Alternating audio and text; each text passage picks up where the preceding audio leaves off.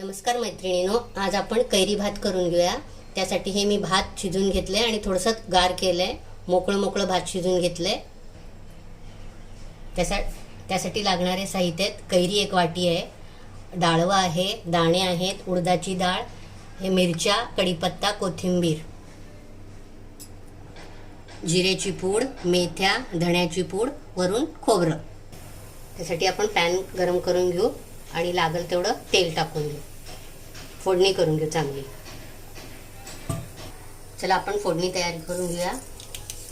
मोहरी 1 चमचा जिरे, 1 अर्धा चमचा हिंग,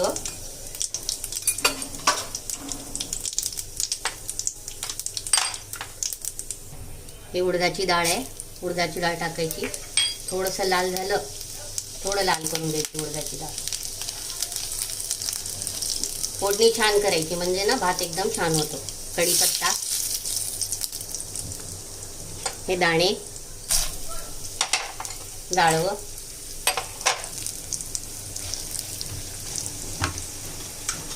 हळद, हे कैरी आहे ना ह्यातच टाकून घ्यायची आणि गॅस बंद करून टाकायचा आणि हलवून घ्यायचं चांगलं।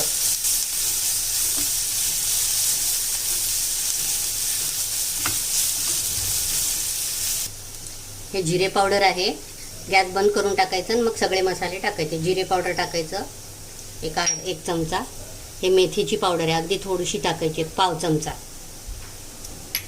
आणि हे धणे पावडर आहे, धणे पावडर थोडी जास्त टाकायची, 1 चमचाभर। आणि चवीला साखर। परत सगळं हलवून घ्यायचं चांगलं। हे बघा, सगळं ह्या भातावर टाकून द्यायचं, मिक्स करायचं। परत त्यावर मीठ टाकून घेऊ आणि थोडीशी धण्याची पूड टाकू, थोडंसं वरतून टाकायचं म्हणजे असं पावडर छान लागतं। थोडीशी मेथीची पूड टाकायची, अगदी थोडी, आणि सगळं कालवून घेऊ। हे बघा, वरतून थोडं खोबरं टाकूया आणि आपण ना फोडणी करतो त्यामध्ये पण खोबरं टाकू।